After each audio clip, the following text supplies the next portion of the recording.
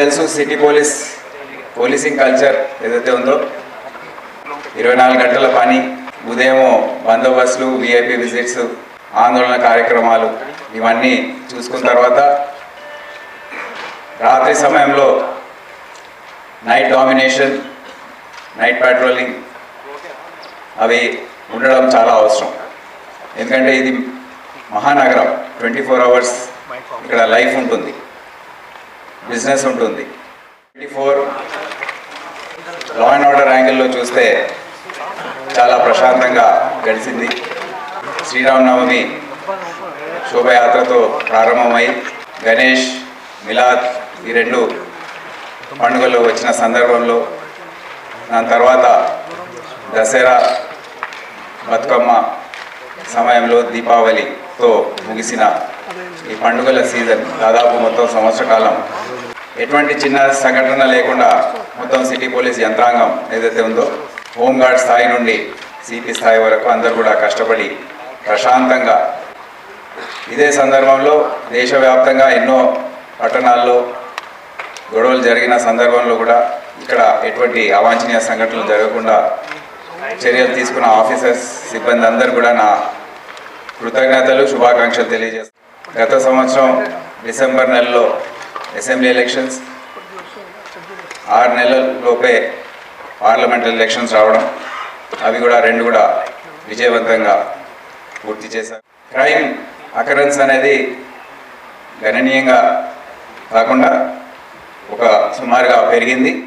Dial 100 responses దాదాపు 15-20 నిమిషాల వరకు తీసుకునే response from petrol cars, blue codes అది తక్కువ సమయంలో చేరుకునే పరిస్థితి వచ్చింది. అదే కాకుండా నైట్ పెట్రోలింగ్ సిస్టమ్ ఏదైతే ఉందో ఎక్కడబందీగా చేసే సిస్టమ్ ఏర్పాటు చేయడంతో చాలా మంచి రిజల్ట్స్ వచ్చాయి. పెట్రోల్ కార్స్ 129 పెట్రోల్ కార్స్ ఉన్నాయి. మొత్తం 100% petrol cars, 210 blue codes deploy అయ్యే విధంగా చర్యలు తీసుకున్నాము. ఇప్పుడు ట్రాఫిక్ డ్రైవింగ్కి వస్తే 49 లక్షల కేసులు నమోదు చేయడం, 52,000 కేసులు డ్రంక్ డ్రైవింగ్లో నమోదు చేయడం, ఇది కూడా ఒక రికార్డు. డ్రంక్ డ్రైవింగ్ ఎన్ఫోర్స్ చేయడంతో ఈ సంవత్సరం ఫేటల్ యాక్సిడెంట్స్ 215కి తగ్గిపోయాయి. ఇంజరీలో నమోదైన ఫిగర్స్ లాస్ట్ ఇయర్ 281 ఉంటే ఈ సంవత్సరం 203. ఎందుకంటే ఎన్ఫోర్స్మెంట్ గట్టిగా ఉంటే, నైట్ టైం ఎన్ఫోర్స్మెంట్ కూడా గట్టిగా ఉంటే ఈ ఫిగర్స్ నమోదు కావడం జరిగింది. అయితే మీరు ఇప్పుడే చూశారు ఒక అంశం, ట్రాన్స్జెండర్స్ని ట్రాఫిక్ అసిస్టెంట్స్గా తీసుకోవడం, అది ఇప్పుడే పూర్తి చేశాము. అది ఒక పెద్ద హైలైట్ లాగా మేము భావిస్తున్నాము. ఆపరేషన్ రోప్ అనేది తీవ్రతరం చేశాము. మీ అందరు తెలుసు, ట్రాఫిక్ ఫ్లో అనేది ఇప్పుడు 85 లక్షలకు చేరింది ఈ 3 కమిషనరేట్స్లో వాహనాల సంఖ్య. క్యారేజ్ వే కాన్సెప్ట్ ఏదైతే ఉందో, రోడ్లు అవైలబిలిటీ ఏదైతే ఉందో అది తగ్గుముఖం పడితే ట్రాఫిక్ జామ్స్ ఏర్పడతాయి. సో అది ట్యాకిల్ చేయడానికి అది గుర్తించి ట్రాఫిక్ డిపార్ట్మెంట్ జిహెచ్ఎంసీ సహాయంతో, లా అండ్ ఆర్డర్ పోలీస్ సహాయంతో ఈ ఆపరేషన్ రోప్ అనేది గత 2-3 నెలలుగా గట్టిగా చేస్తున్నాము.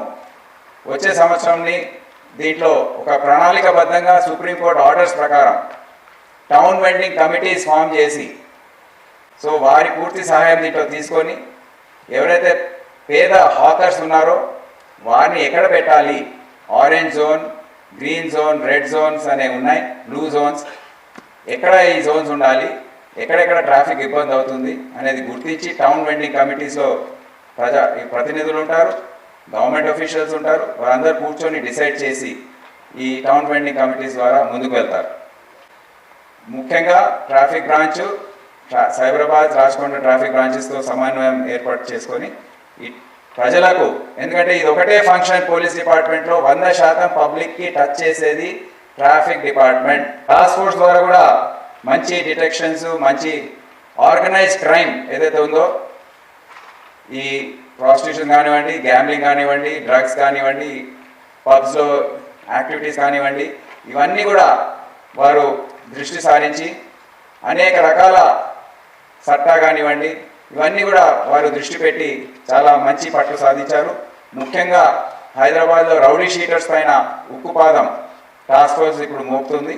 వారి స్పెషల్ బ్రాంచ్ ఈ సంవత్సరం 2.1 lakh వెరిఫికేషన్ చేసింది. అది కూడా రికార్డ్ నెంబర్. అది వాళ్ళపైన ఏదైతే వర్క్ బర్డన్ ఉందో దీని ద్వారా మీరు గమనించవచ్చు.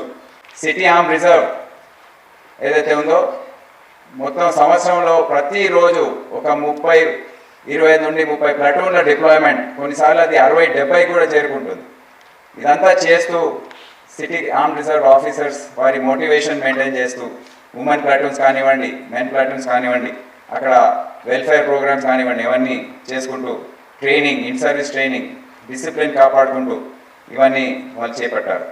Hyderabad city security council activate అయింది.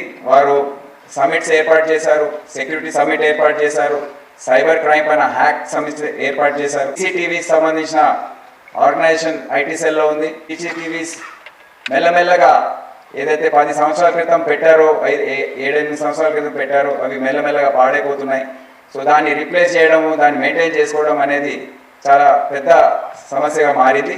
అది కాపాడుకుంటూ మళ్ళీ ఇంకా వచ్చే సంవత్సరంలో ఇంకోసారి స్పెషల్ డ్రైవ్ లాగా తెలంగాణ పబ్లిక్ సేఫ్టీ యాక్ట్ అనేది దాని ఆధారం చేసుకొని వచ్చే సంవత్సరంలో సీసీటీవీస్ ఏవైతే పాడైపోయాయో అవన్నీ రీప్లేస్ చేస్తూ కొత్త సీసీటీవీస్ పెట్టడము, కనెక్టివిటీ ఏర్పాటు చేయడం అనేది ఒక ప్రయారిటీగా మేము తీసుకొని, ఎందుకంటే నేర నియంత్రణ, నేర detection, crime detection, law and order maintenance, ఇవన్నీ కూడా సీసీటీవీస్ పైన చాలా